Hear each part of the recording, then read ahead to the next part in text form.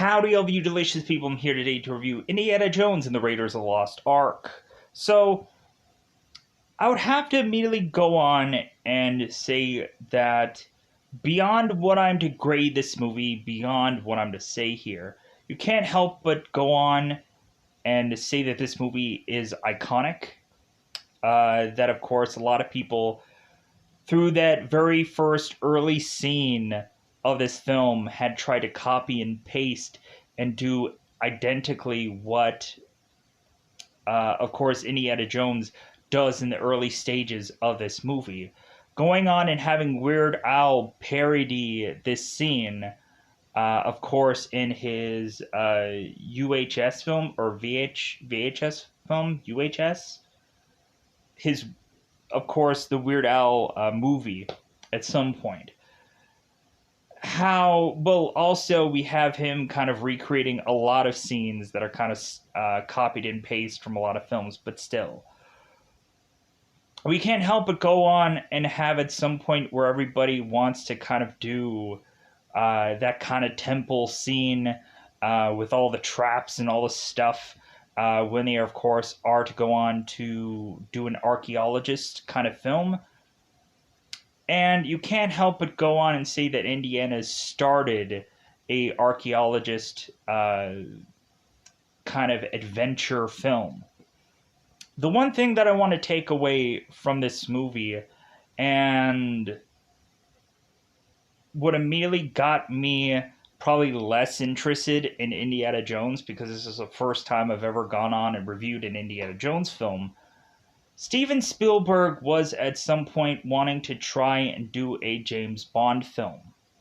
And so, really, since Steven Spielberg could not go on for some reason to go and do a James Bond film, Steven Spielberg decided to create his own James Bond, which was Indiana Jones. And so, I think for me, I never really latched on to James Bond, films. I will kind of sparingly watch them if they're ever on. But, I don't hold James Bond films in a very, high regard. So, I can't also hold Indiana Jones in a high regard either. It is a very iconic character, of course. You can't help but anytime you're ever to see a bullwhip, of course, in any other thing, don't you immediately go and say it's well, Indiana Jones. You can't think of any other character besides that. Whenever somebody's cracking a whip somewhere, you're thinking Indiana Jones. You're not thinking of anyone else. Because, of course, there hasn't really been anybody else to go on and do a whip, because they wouldn't want to touch on that kind of territory. So that's kind of a little tidbit thing for you, I guess, for this film. So I would have to say that, I feel like it's a waste to try to grade this film, because I thoroughly can always want to come back to this, enjoy it. You can enjoy, bits and pieces of it. You don't have to fully, watch the whole entire thing. You can go on and just, okay, you can kind of break this movie apart and just enjoy bits and pieces of it. You don't have to enjoy the movie as a whole. That's the kind of fascinating thing about this movie being fused onto TV somewhere, is you can kind of pick up with this movie anywhere and just oh, okay, I can enjoy this part of this film. I can enjoy this kind of this approach of this. And the one thing that I do like about this film, and I didn't realize it really at first, in all honesty, is we of course have Indiana Jones, who is trying to fight off the Germans in getting religious artifacts. So it's immediately I'm oh, yeah, that's technically right. I never really knew that before. Immediately I would just be oh yeah, I guess the Ark of the Covenant technically has the Ten Commandments supposedly inside of it, supposedly. And people could correct me if I'm wrong. Didn't really much understand that when it was presented within this movie. but I'm just like, okay, like, why would you just have like, why would you have those like you have an ark and then you have the Ten Commandments, like why is why can't they be two separate things? But like I guess uh like it didn't quite make sense to me when they finally opened the ark up. I'm like, so where are the Ten Commandments? Like did they just over time just crumble and whatever? I don't know, I'm dumb. People could justify like what happens with the ark and so on and so forth.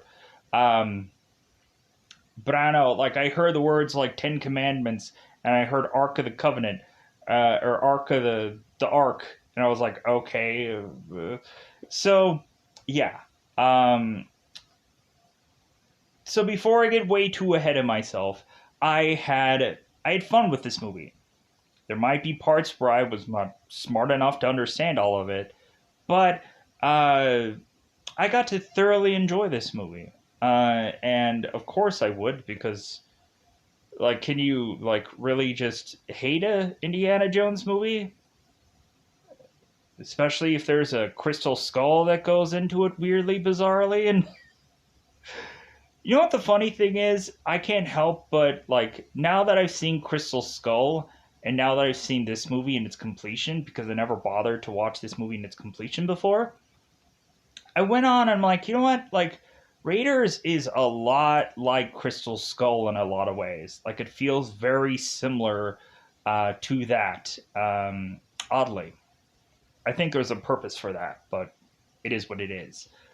It's like, wait a minute, so you've never really seen Raiders of the Lost Ark in its completion, but you've seen like Crystal Skull in its entirety. Yeah, because there's some movies where you regret watching, and and like any of the other Indiana Joneses, like I've seen bits and pieces of it, but I've never bothered to go and completely watch something as far as Indiana Jones. But I've gotten the gist of it, and I think I probably have seen in Indiana Jones movies in their completion, but it's been a very long time. So probably I remember bits and parts about it, but I've probably seen all of them. But like to me, like Indiana Jones is like Star Wars. I think I've probably seen 4, 5, and 6, but heaven forbid I have to know any bits and pieces about them. I think I can remember certain visuals and like things popping in the brain, but like again, uh, really life becomes a blur at some point to where you're just like, oh yeah, like I think I remember this part, but I don't remember the movie as a whole. So with that said, this movie has to go on and be called like it's a very like great almost epic film because you have to like most of the people would have a positive feeling about this movie unless there are every once in a while a person that is to go on and be like, yeah, I hated Indiana Jones, Raiders of the Lost Ark. I liked all the other ones, but I hated this one. Like, okay, like I think a lot of people, um, I don't know, some people might hate this one. Some people may hate Indiana Jones. Some people may not care about Indiana Jones. But why come on here purposely and just I hate this character. Okay, all right. It is what it is. So let's go into this movie. Let's go out of our way to say it's about that time for us to double five this up. Let's get into spoilers about this one because I've taken far too much time going on and saying it's spoiler time, spoiler time. It's about that time again to spoil this movie. It's kind of funny when you have to when you go on and you're trying to research this film because there's a lot of times where you get like this half information where it's like, oh, like you'll obviously get like the name of this, but then of like, oh, but the temple that it's inside of, like it's really unknown. It doesn't say in the film. But then you go on, you research it, and like bullshit, like there's the name right there. There's the name right there. I found it. Because it's just like I think people want to do like half of the information, and I'm just like I'm obviously like pointing out that now where it's just like what the fuck, like you guys can go on and find out like what name of this whole thing of it is, but you can't find out where it's located. So we immediately start out. Now, spoilers. Where can you go out of your way to say that you can watch Indiana Jones and the Raiders of the Lost Ark? Well, right now, I don't think there's a convenient app that you can say that you can watch this movie if you already have it in your collection, because that's a possibility, because maybe you just bust out the Indiana Jones anytime you want to crack a whip on it, so to speak. Uh, you can go on to probably a YouTube or a number of things, and this movie will probably be available to rent or buy, and Amazon will probably have it to rent or buy. Or you can justifiably go and find the collector's edition of this thing, because I'm sure there probably is. Or you can go on to a number of apps that I've used for a number of times, of which that I will go on and say right now. There's an app called Letter C Movies. Of course, you can Google search this app and there, in fact, be able to see anything that you would like after you download this app. You can also go on and find a app called Fox HD Movies. The logo will say something, will say Fox HD Movies, but the title will say something different. It'll say Play 1080p HD Movies.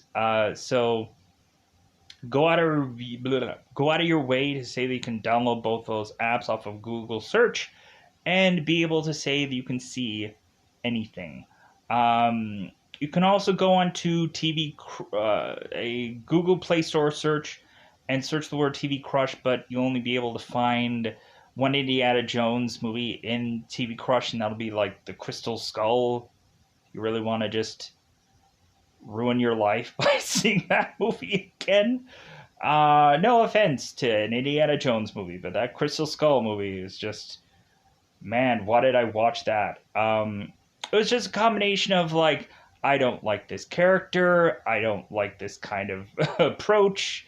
This just kind of feels like a random thing to add into an Indiana Jones thing. It just feels like they ran out of stories. Now we're bringing in aliens into the fold. This is weird. So let's go on into that spoiler territory, because we've already gone on and done it anyways. So in the very beginning of this movie, we're in South Africa, or South America, because heaven forbid you can tell the difference, right? My bad. South America, 1936. My apologies. So we go on and we are to have Indiana Jones, who doesn't show his face until 3 minutes into this movie. And I'm like, I want that face sooner. Come on, 3 minutes? This is bullshit. So Indiana Jones goes on and is to have a number of these men that, of course, he is to be with here, who, of course, are Satipo, who, of course, is Alfred Molina. You'll go on and you'll probably see him in a big batch of number of films, because, of course, Alfred has gone on and been in a lot of the Spider-Man films. Spider-Man 2 with Tobey Maguire, and also he has gone on to be in a possible Spider-Man No Way Home. That Alfred Molina, just so anybody knows. Oh, he's a snub. Yeah, I am. So we go on and we, of course, have Indiana Jones, who is, of course, going on to have one of his men already turn on Indiana Jones, and Indy is forced to take him down because he's kind of holding a gun on him. So we are to make our way to the temple of the Chachapoyan warriors. Hopefully ballparkingly close somewhere in there. I'm not going to spell it out because it's very long. Chachapoyan warriors? Sure. The temple that, of course, is to have this thing called the Golden Idol, or is to also be called the Chachapoyan Fertility Idol. The thing. The Golden Idol. Not the American Idol, that's different. The Golden Idol. So we have both, of course, Indy And of course, Alfred Molina here. Sapito. Sapito? Am I saying that correctly? Ballparkingly? Let's go on. So, Indy and Sapito are going through this maze. And first they go up and they are realizing that there's to be this kind of like sunlight trap where Indy is to go on and kind of put his hand in the sunlight to have these spikes going through this wall. All of a sudden, seeing a murdered man in front of Indy's eyes. So we have them realize to not go in the sunlight or they'll get a spear through the body. So these guys go on and they're trying to avoid sunlight. So they go further and further into this temple to now have to figure out another trap that I guess is to be a step trap that is to shoot out all of these kind of little spears or poisonous darts, because we already have Sapito and of course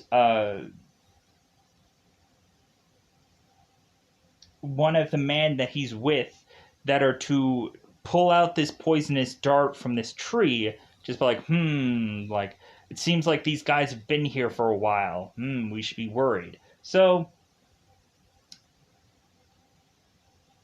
we go on and we of course have it where Indiana is to realize that you shouldn't be stepping on this big brown step or you're going to get these spears going across. So Indiana Jones tries to step on the one piece that of course is not to unleash any traps. And so we also had a moment where Indy and Sapito had to use a whip to go on and try to swing themselves because there was a gap where someone could fall to their death horrifically. So, but we make it all the way here to these traps, and so Indy is to make his way to the Golden Idol. Not the American Idol. He's going to karaoke himself out of this trap. I don't know why I have to keep saying American Idol, but it's hilarious. So, how often do you have a thing called an idol? Very, very, very small. So, eventually American Idol will probably no longer exist, and then it's like, what is he talking about? American Idol? What is he saying? Probably doesn't exist to a lot of people anyways. So, Indiana Jones is making it to this Golden Idol. He's like, I have a sack here, and I'm contemplating if I can get this golden idol. I don't know. So all of a sudden we go on and have now Indy who trades the sack for the golden idol, and he has the golden idol. He's like, I'm gonna get out of here. Because all of a sudden we find out that Indy is to, of course, open this trap. Because the thing that was holding the golden idol is now going down. So, and he's like, oh, crap. So, here's the thing. Here's the goofy thing. If these people were to use this for a fertility idol, why is it so hard to get to? Why can people die trying to get to it? Because really, like, this thing is, of course, to be called a fertility idol. So, evidently, people ain't be banging away with this idol, because, yeah, like, I just don't get it. Like, man, so, we go on, and we, of course, have Satipo, who is kind of making his way with Indiana Jones. And so Satipo is to go on and swing ahead of Indy. And then Satipo is to ask for the idol, and he'll give him the whip. And so Indy chucks the idol, and Satipo is just like, well, later days, Indiana Jones. Like, you're going to die here, sadly, as a rock is just making its way to get to you. So a big, massive rock. So Indiana Jones goes on and is to go and jump this gap to find this one, like, this one like reed that he's just kind of pulling and like, I held on to it. So he goes and he makes his way from this gap to safety, and then is to go and find Satipo, who is dead because I guess he couldn't get out of the light, so he got a spear through his body, or spears through his body. So we go on and we have Indy, who's grabbing this golden idol from Satipo's dead corpse and just making his way out like, hey, catch you guys later. So Indy is all of a sudden and here's the sucky part about this film. So Indiana Jones does all of this work, all of a sudden to be met by these warriors, and he is of course met by Renee. Renee, who of course is to Renee Bullock, who is to be the villain of this story. And so, like, we have it where kind of Renee is to technically be, if you guys have ever seen the movie Red Notice with Ryan Reynolds and Dwayne "The Rock" Johnson and Gal Gadot, we kind of have Renee, who's kind of the Gal Gadot in this movie, where like both Ryan Reynolds and Dwayne "The Rock" Johnson does all the work, and then Gal Gadot comes in and is like, oh, well, I'm going to take this from you, yoink. Like, Renee is kind of the exact same person, Bullock. So we of course have it where Indiana Jones is forced to hand over this golden idol because of course these warriors are there with their poison darts and their spears and their, hey look, I got a stick, good for you. So all of a sudden Bullock is to take this golden idol and he's to hoist it up for everyone to see out of these warriors, and they're all like bowing down to it. And so as Bullock is doing that, we of course have Indy that is to run off to go and make it to this plane where we have this guy fishing, and Indiana is like, hey, start the plane! Start the plane! And the guy is like, well, I'm fishing, start the plane! So we go on, we have Indy who's making it to this plane, which I'm not going to say what exact model or make of this plane is because it's not unique enough for me to care. And so we all of a sudden have Indiana who is to just kind of make it onto this plane as the warriors are kind of like, like spitting out their darts trying to get to Indy. And of course, they're horrible shots, just like stormtroopers in a lot of Star Wars films are horrible shots. So we go on and we have Indy who makes it on this plane just as this plane is like really taking off. So Indiana goes into one of these parts of this plane to find that there's a snake in the plane. So we have it to where technically Indiana Jones, The Raiders of the Lost Ark had done Snake on a Plane before Samuel Jackson had done Snake on a Plane. Wow. So this is a movie where there have been snakes on planes before snakes on planes. That is interesting. So transition, of course, going on into Indiana Jones, of course, going and doing archaeology for some high school. From what I remember, technically was Indiana Jones a substitute teacher for archaeology, or was he, because I remember him saying in the Crystal Skull movie that he does it part-time. And so it's like, what does that even mean? Like, so does he only like teach specific classes? Like, does he kind of like do whatever he wants? I don't know. But we have it where Indiana is going and teaching these kids, because he desperately needs to, about Neolithic is the kind of word that he chalks upon this thing, and he's going on and talking about all these like secret things as Brody is kind of secretly making his way into this room, kind of listening on. It seems that every single student that Indiana Jones is teaching is just they don't give a what he says. They're just like, oh my god, this teacher is just so attractive. I'll hang on his every word. As we, of course, have one girl with the eyebrows where she closes them and they say, love you. And Indiana Jones is just kind of weirded out by that because these people may be Star Wars fans, not quite sure. So we go into this movie, and we, of course, after this class is over, we have Brody approaching Indiana Jones, like, excuse me, no autograph, sir. No. Brody comes in, and of course, to tell Indiana that there seems to be some military intelligence that is interested in talking to Indiana Jones.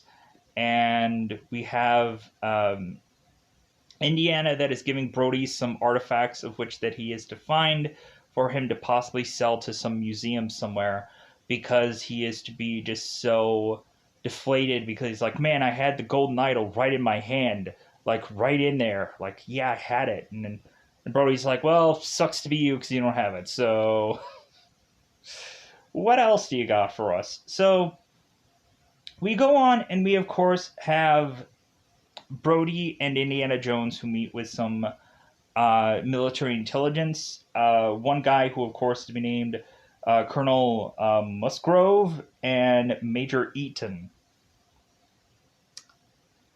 For those of you that are to find out who Major Eaton is between the two of this duo, you would probably be very offended, but I guess that's just me.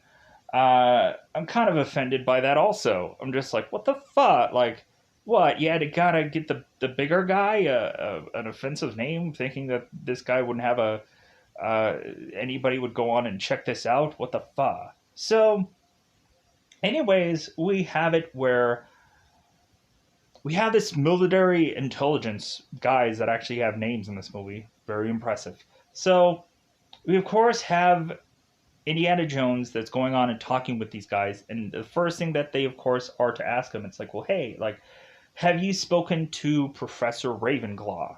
And I'm like, no, I haven't seen Harry Potter in a while. Ravenclaw? No.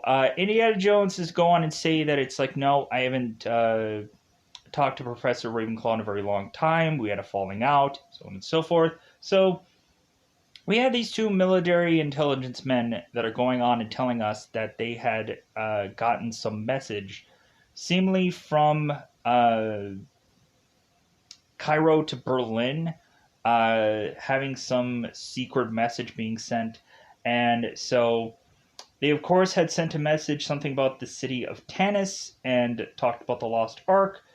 And so we have it to where these military men are going on and saying that Hitler, of course, has been wanting to find some religious artifacts. And so really one thing that, of course, they are wanting to try to find is the Lost Ark of the Covenant and, of course, the Ten Commandments. And so we, of course, have Indiana Jones who's like, like, all right. So we, of course, have it where we also have Indiana Jones talking about, it's like, well, the only way that you're going to be able to find the Lost Ark is to be able to piece together the Staff of Ra. And they're like, well, what is the Staff of Ra? And so we have, of course, Indy that kind of has his chalkboard out and is to draw out that the staff is to go on and have a light being shown, and it's going to showcase exactly where the Ark of the Covenant is, or the Lost Ark is. So these guys are like, okay, so all you need to do is go and find the headpiece of the Staff of Ra. That's all you need to find, because the staff part is going to be pretty dang easy, I guess. So we go on and we now transition after Indiana Jones seems to know exactly what he's talking about, and Brody is to go on to Indiana's place to tell him, like, hey, yeah, these military guys are really interested in you doing this because it seems like you know what you're talking about. So, compared to a lot of other people. So we go on and we have Indy that is to make his way to Nepal because he knows exactly where the headpiece is of the Staff of Ra. So we go on and we have Indy, who is to make it to a bar called the Raven Saloon, or the Raven. It is what it is. A lot of just ravens in this film. Ravenclaw, the Raven. Why is there so many ravens in this film? Does Steven Spielberg just love ravens? I don't know. Maybe he's a Baltimore Ravens fan. I don't know. We'll find out somewhere in the deep, dark, down, distant future of never. So we have it where Indiana Jones is going to meet a girl named Marion, which we'll find out that she'll have a reconnecting thing with within this Crystal Skull movie. Because why not? Why not full circle everything? So Indiana Jones is going on and talking to Marion, trying to coax her out of course, giving away this headpiece to the Staff of Ra from off of her necklace. And Marion's like, no, not interested. As Marion had gone on and kind of drunken this guy out of the. She had drank this guy from the table, basically, to the point of him being knocked out of the table and being drunk. So drunk. So, of course, we have Marion, who doesn't look like she's wobbling or she's gonna black out anytime soon. Man, is that lucky, because she's gonna go on and fight some people shortly hereafter, as well as her continuing to drink anyways, after she has drunk numerous things of alcohol, beating this guy. So after Indy is to leave, realizing he is going to fail his mission, we of course have Marion, who goes on and is to go and take her necklace off and is to put this thing upon this table. Man, that's a mistake, because we go on and we have Marion, who is going and talking with a guy named Tote or Tot. I'm going with Tote. This, of course, is to be a German man, of course, who he consistently calls this woman Fräulein. I'm kind of wondering if the guy from the guy who is from Captain America: First Avenger, not the Red Skull, but probably both of them. I bet probably both of them probably took a bunch of lines from Indiana Jones and just was like, hey, Fräulein, yeah, let's take that line. Let's steal that guy. Because I'm sure there was like probably somebody that were trying to mimic certain people, and that was probably they were trying to steal from certain people somewhere. So we have it where, of course, Marion is to, just like Indy, try to sway this guy to say, nope, like, I'm not going to give this to you. And so we go on and have these guys who are going and attacking this woman, trying to torture her for this information, not even realizing that this necklace is right on the table. And eventually we have Tote, who is to figure that out, but he is to burn himself while doing so. Because this bar gets very, very on fire, and so we go on and we have Marion, who is to grab her necklace by taking a towel nonetheless, and then scrambling out of this bar with Indy. Tote is to seemingly still be alive, and he scrambles out of this bar as well.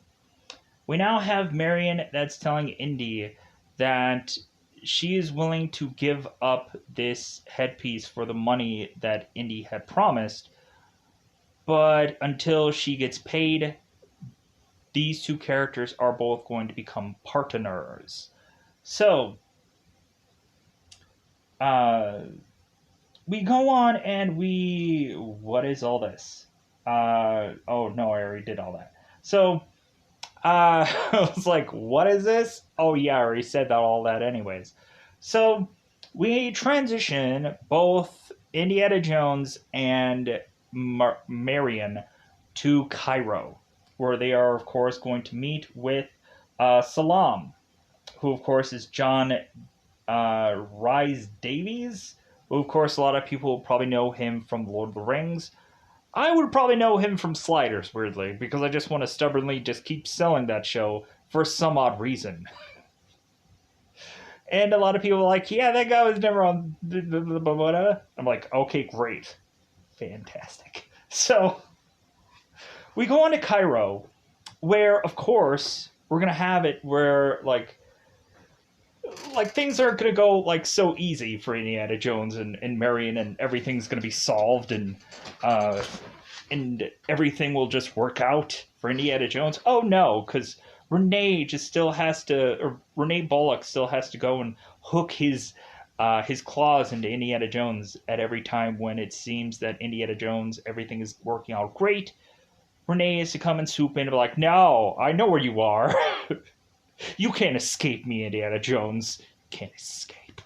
So we go on and we have Indiana and Marion that meet up with Salah. Uh, and we have this monkey that is just going and like grabbing onto Marion and eventually going to go on and grab onto Indiana Jones. I don't know what it is with this monkey, why they had to have this monkey weirdly in this story, but it eventually does pay out when this monkey does die from eating a poisonous date, which of course Salah is to realize and try to prevent Indiana Jones from eating this date, which is to actually be poisoned. I don't know why anybody would be eating dates anyways, because unless they're going to have one, I wouldn't eat one. Hey, dates are good. I have them all the time. Good for you. Both dates? Do you eat and also have? Good for you. Yes, I love dates. Cool. Whichever one. Cool. So, we make it on to this thing called Cairo, where again we have Marion. Well, not again. Again, we have Renee in Cairo, while Marion is going on and is to be put into this kind of fabric sewn barrel of sorts, and there's to be a monkey on top of it. It seems like there's to be these two Arabian guys who are taking this barrel and running off with it, as well as Indiana Jones is chasing after this barrel, trying to figure out where Marion is. And so the last thing that Indiana Jones, of course, is to think is that this kind of barrel thing that Marion is to be in is off this truck, and this truck explodes. And so Indiana Jones is to think that Marion is dead. So we go on and we have Indiana Jones, who is to, of course, meet up with Renee. And so we have, of course, Indiana Jones going on and getting out of the situation with Renee to go on and meet with Salah, talking about the of course headpiece, and this guy is kind of reading the inscription, realizing that I guess Renee and his men are to be digging in the wrong place to try and find where this they're going and digging and trying to unlock this one secret chamber that isn't actually the right place. Plus, they don't even have the headpiece anyway, so they're kind of wasting their time undigging something from a staff of Ra where they don't actually have the right piece anyways. So we go on here, and so we of course have Indy, who is to make it to the same place where Renee is digging. And we find out that Renee actually has Marion with him. And Indiana is to discover that, but he's going on and continuing to have Marion kind of gagged up. So Indiana Jones can try to undig his location without Renee realizing it, because all of these people that are digging all at the same time, and like Indy is digging during the night, so like these guys won't know any difference. So we go on and we of course have this excavation site being done uh, nearby the Wall of the Souls. And so we go on, we have Indy, who is to,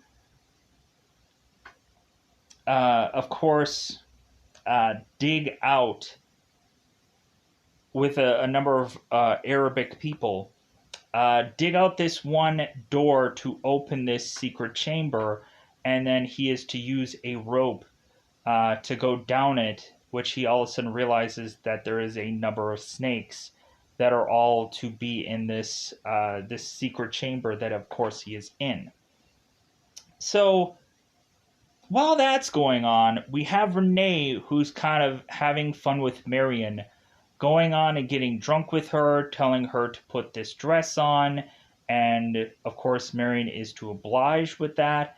And so it seems that Marion is consistently have this knife on her, and like she's like consistently grabbing at it and consistently like threatening kind of like Renee visually with this knife and so on and so forth. So Tout all of a sudden comes into this room, and we think that he is kind of having this like torture weaponry like thing, but instead he like puts this whole thing together as some like hanger for his coat. And then he just kind of walks in there and he's like, "Hey, like I want to know some information." So while Renee and Marion are kind of messing around, drinking, and so on and so forth, we have Salam, who is to go and rope his way down there. The one interesting thing about this secret chamber spot where Indiana Jones is in, for a lot of you, you will see that Indiana Jones is very close to a snake. The actual true part of the scene is that there's actually a thing of like see-through glass that, of course, is between both the snake and Indiana Jones. So, like, the snakes are actually legit, the snakes are actually real, but there's like a glass thing between the snakes and Indiana Jones. So I thought that that was kind of cool, that all these snakes are actually real and they're dangerous and whatever, but there's a number of like kind of glass parts that are kind of blocking the actor from the actual snakes. So like this can be as intimidating as it can be because there's no real danger there. So I thought that that was kind of fascinating. So we go on into this film, and so Indy is having Salam come down, or Salah come down, and they are going on, and they are to, of course, uh, dig up the Ark of the Covenant, and they're going on and having it being hoisted up. And so by the time that they go all the way through all of that, we have Renee just kind of going on and walking out to realize that there is another excavation site, another dig site that he didn't agree to. So he's running off, realizing that Indiana Jones is down there with the Ark of the Covenant. And so they go on and they take the Ark of the Covenant that is already boxed up. And so now Renee's people are going on and wanting to take this Ark of the Covenant to some plane to fly off with this, I believe.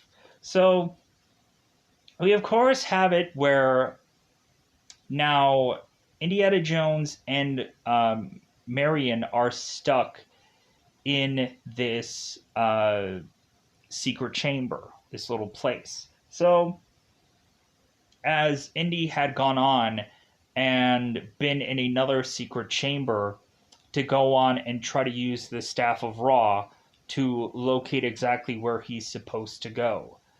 And then he has to go and figure out his way out of the secret chamber to go into the location of where the actual Ark of the Covenant really is. So, we go into this story, and so now Marion and Indy are kind of like waiting this out, trying to figure out where the heck they're going.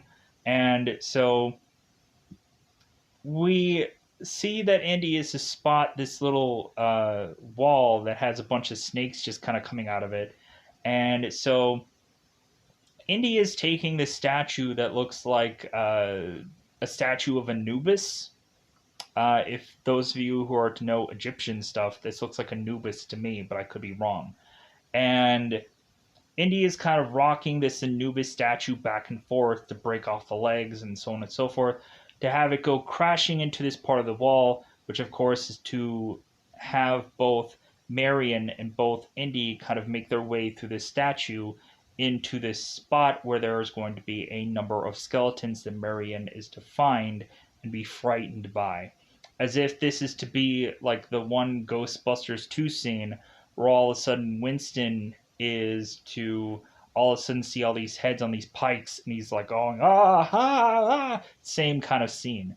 It's with the exclusion of like Marion like grabbing on to consistently all these skeletons, and then we all of a sudden have a whole entire room where just Marion just keeps like bumping into all these skeletons as she's just kind of walking around, and she's being frightened by all of them. We end up seeing one skeleton that has a snake coming from out of its mouth and kind of slithering around.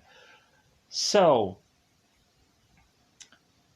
Indiana Jones frees Marion from her fears and whichever, to go on and have her now make it through this one crack where they are able to push this one rock to find out that they are, of course, to make it outside to a BV-38 plane. BV-38. Does it matter? Not really. It's a Nazi plane that is to, of course, be very oddly shaped.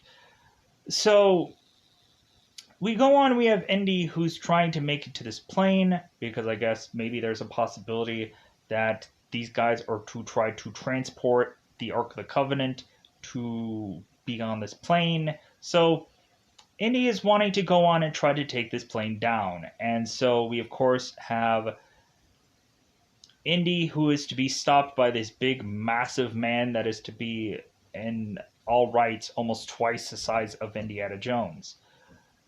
So, and of course, we don't really have this guy have an actual name or a real like name of which that I want to rattle off here. So we go on and we have this big, massive man just kind of putting his boxing gloves up and so on and so forth. Speaking of which, Salah, there's this song that Salah actually sings in this movie that's actually used in a Star Trek movie, in one of the later ones. There's a scene in one of the Star Trek movies where we have Data that is kind of losing control of himself. And we have both Worf and Jean-Luc Picard, who are going on and singing this song, and all of a sudden they're kind of coaxing Data out of doing what he's doing.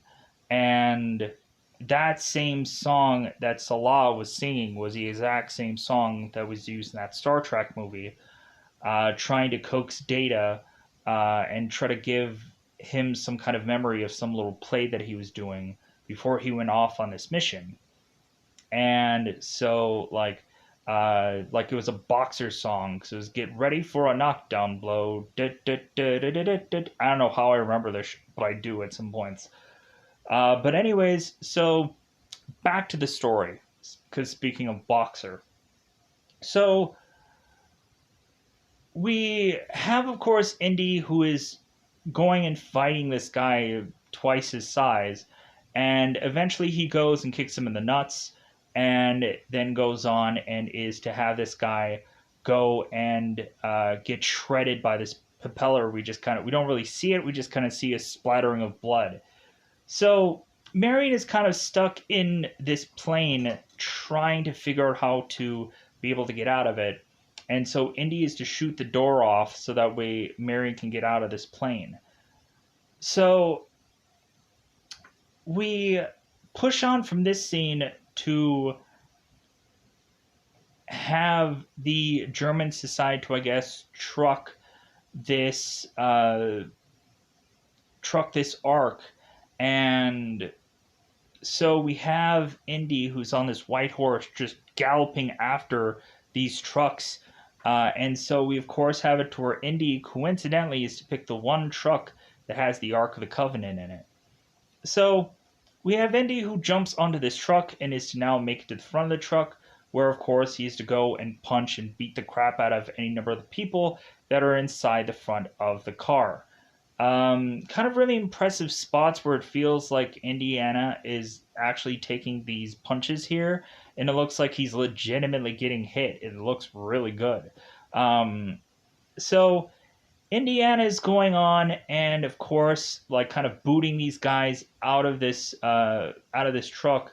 But we go on and have the guys who are in the back of the truck trying to make it to the front of the truck, and so we just kind of continue to have either Indy or any number of these German soldiers being kicked out of this truck at one time, getting it to where Indy is to have to go in the very front of the truck and just pull off this one kind of car insignia or whatever the little trophy thing is. And like Indy is to have to hang on to this vehicle to where all of a sudden Renee is or one of the guys in Renee's vehicle is telling this guy to kind of like ram this car so it will crush Indy and kill him. So we have Indy who goes on and goes underneath the truck as if this is like a speed movie and goes from the back of the truck to make his way all the way back onto the truck. And I'm like, man, there's so much to talk about here. So we go on and we have Indy eventually getting to this truck and getting to operate it. At one point, he was shot in the arm and was trying to boot this this car door off of this vehicle because there was one German guy hanging on. So we go on and we have Indiana, who, of course, is to now, after he's gotten all the Germans away from this car, and is kind of smashing into every single one of these other German kind of vehicles and so on and so forth, trying to make it so that the only person that Indiana Jones with his truck has to deal with is Renee's vehicle. So we go on and we have Indiana Jones who crashes into Renee's vehicle, and Renee's vehicle starts to lose control. Indiana Jones goes on and is to make it into this part of town where he can drive smoothly in to this one kind of hideaway spot and have it to where when Renee's car just drives around and is seeing a bunch of these Arabic people who are giving him fruit and all kinds of things, we of course have Renee realize that he has lost this arc. So we now transition, and I've been watching Dank Ops too much. So we now have it to where the Ark is to supposedly be put onto this boat. And we have this Captain Katanga, who of course is talking to Indiana Jones, making him kind of relieved and everything like that, that there'll be smooth sailing and so on and so forth, as really Indiana Jones says goodbye to Salah and has him go on and sing that song with his friends, and of course the song, of course, that we know from another Star Trek film. So we go on here and we have Indiana Jones, who is now very hurt, and him and Marion are going and having some private healing sessions, so to speak, where Marion is going on and wanting to try to heal up Indy, as of course Indy is to get hit with this mirror also, because Marion is to try to adjust this mirror and Indiana Jones gets hit with it. So we have now Marion that is going on and taking care of Indy, and so Indy is to mention all the places that he is to not be hurt because he's hurt everywhere else. So Indiana Jones is to mention that his elbow is a place that isn't hurt, so Marion kisses it, and so Indy mentions his forehead, Marion kisses his forehead, and then he goes on like, well, hey, what about this? So they kiss on the lips, and we have it to where Indiana is just so like exhausted that he goes and just kind of conks out and he just falls asleep. Of course, Marion is like, well, I guess we never really get our time together, do we? So we go on, and of course, we have Renee that is to find himself on a German submarine.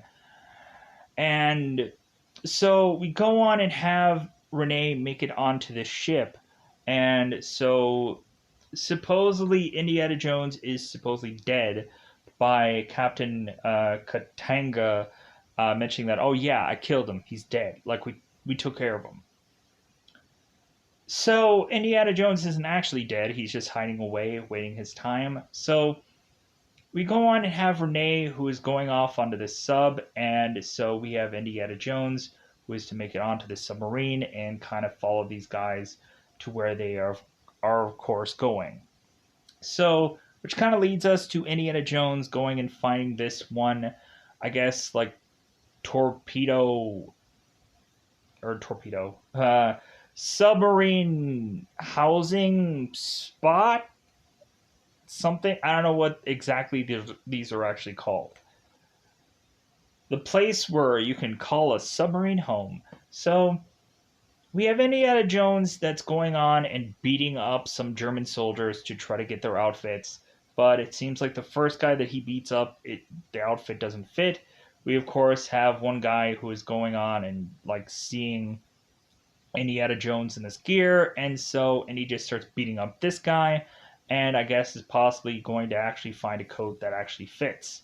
And like, yeah, I guess that does make a lot of sense when you really think about it. How like when you would go on and have to steal somebody's clothing, you probably realize that you're not the same size as this person.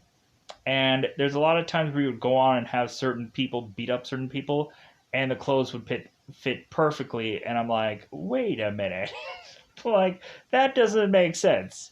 Like you would think, like they can't find the perfect guy that's gonna fit like the perfect now. So yeah, so we have Indiana Jones who's in this disguise, and he even bumps into Renee as this disguise, and Renee doesn't even notice it. So uh, so we go on, and we have a course where both Dietrich and Bullock are kind of uh, they're kind of backing and forthing of where they should actually have this arc be opened at. And we have, of course, Bullock, who's like, well, shouldn't we do this in Jerusalem? Like, why are we like? If you want to go and open this up in Berlin, by all means, but I would rather have this being opened up here, just in case, like, whatever happens. It's a much safer thing to do this here. And Dietrich is to confirm that, so he's like, okay, let's go on and do this. So we go on and have Bullock and all the people carrying this ark to this certain location, and we, of course, have it where Indiana Jones is to have this, like, rocket launcher on him, and he's going to stop them from trying to pull off this ceremony. So we all of a sudden have here's the funny thing, we have Bullock here, who when he's talking to Indy, like we have like a bug like kind of flying around and like flying in his mouth as he's trying to talk. And I'm like, man, you have a bug, like, man, it would be just so tempting to just have them kind of go like this throughout this film. Like we have one spot where when Indy is talking to Marion, there's like flies all over his freaking face. You would think that would just be like a miserable thing. Just be like, God, like I'm trying to do this movie and I'm trying to look convincing, and there's just flies all up in my face. What a miserable existence. So we have Indiana Jones that's just kind of like rocket launcher in hand, wanted to take this ark down, destroy it before they are to open it. And so Bullock is like, go ahead, destroy the thing. Yeah, go ahead, destroy it. Like, you know that you want the ark just as badly as we do. So, like, don't make a dumb mistake like that to try to destroy this thing, because we know and you know that you want to see this.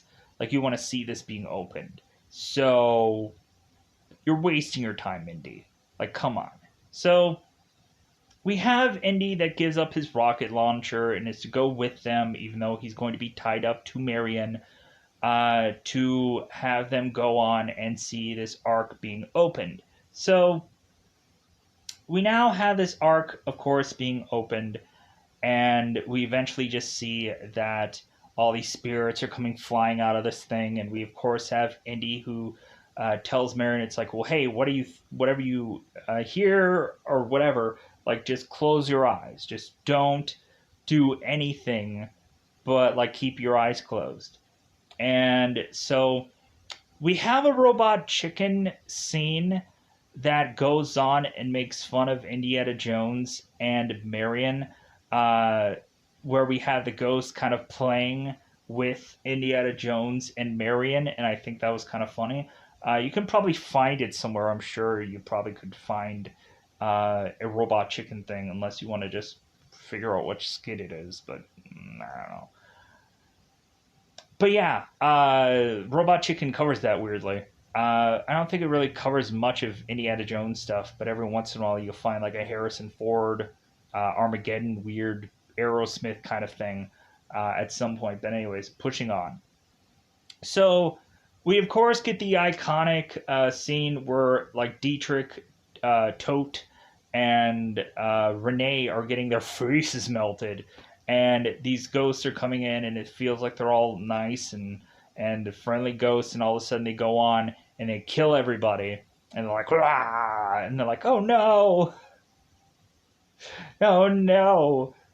So I'm sure that's what happened with all of those skeletons in that other room where they were by the Ark of the Covenant before. They all got killed, and maybe we should have really had it to um, where Indy should have came up with that comparison about like, well, that's why all those skeletons were in that one place because they all opened the Covenant before and they regretted it.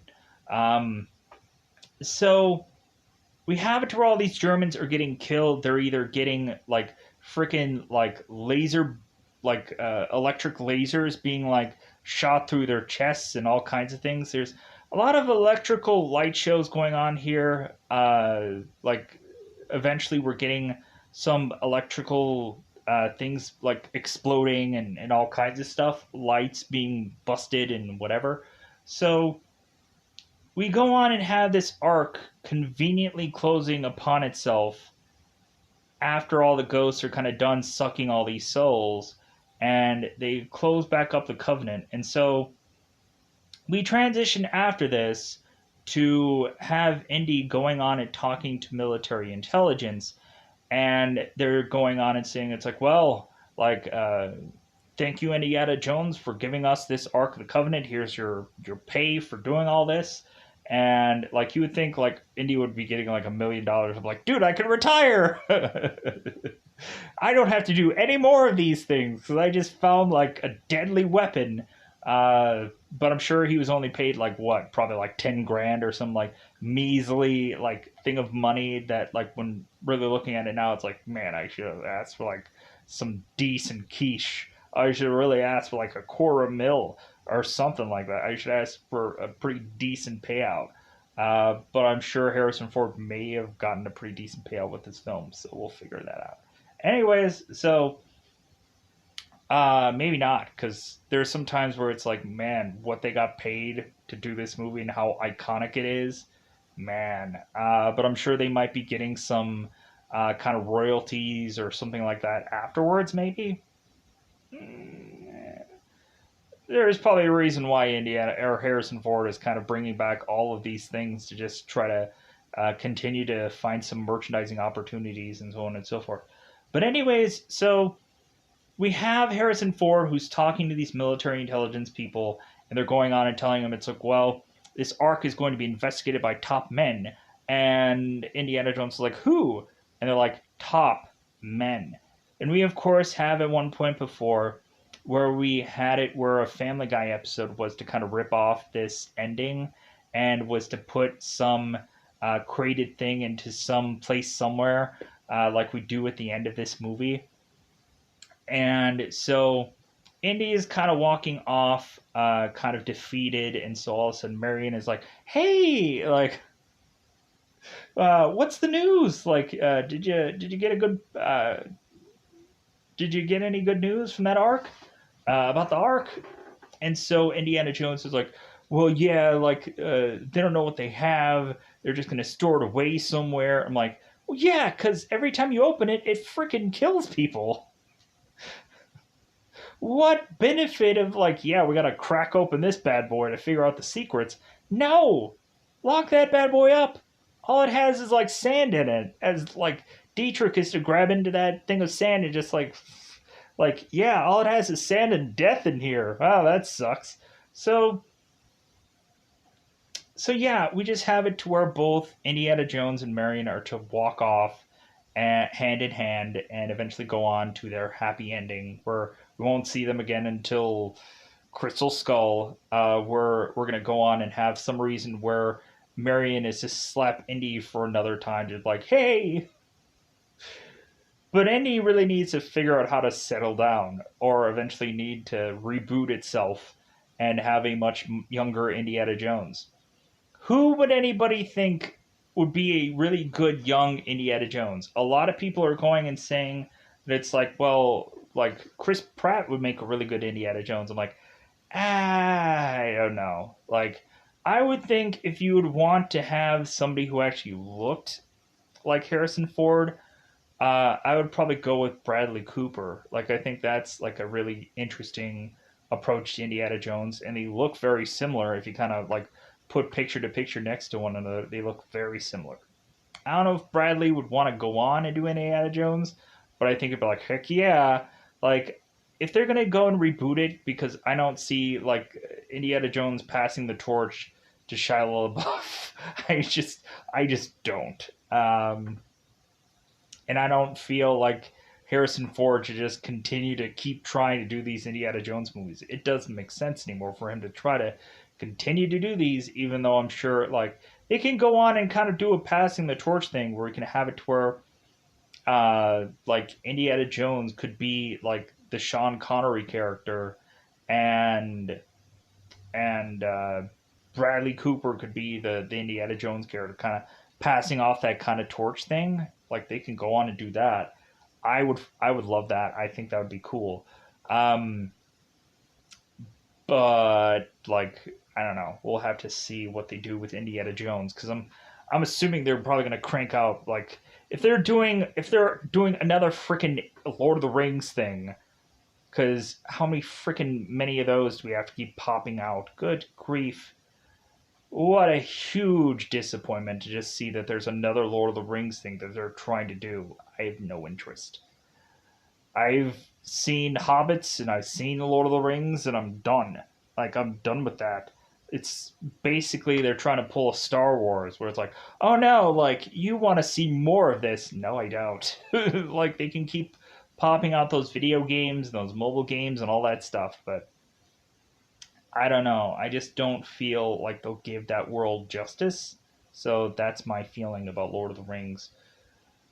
Plus, it feels like they're doing a prequel. They're doing a prequel to all that nonsense. Like even like, hey, we're gonna show how all the other people got to get all their rings, as if I care. Oh, that's great. Um, but oh well. Like I'm saying this, and it's gonna happen, and this is gonna be a timeless thing where I'm griping about it for no good reason. But like I'm just trying to say like if something obviously like is to be good the way it is, like try to always make something good that comes after it. Because you have like the Star Wars prequels, you have any number of things that are to be kind of done that just kind of lessen the thing that is to be this big iconic piece. It's to just kind of lessen it over time. There is always that. Where it's like, oh yeah, let's have the young Indiana Jones stories. I'm like, why? Like there's so many Indiana Jones movies now. Why go and have like a young Indiana Jones series? That just seems weird. So, anyways, I'm gonna get out of here. Goodbye, everybody. Goodbye, everybody. Yeah.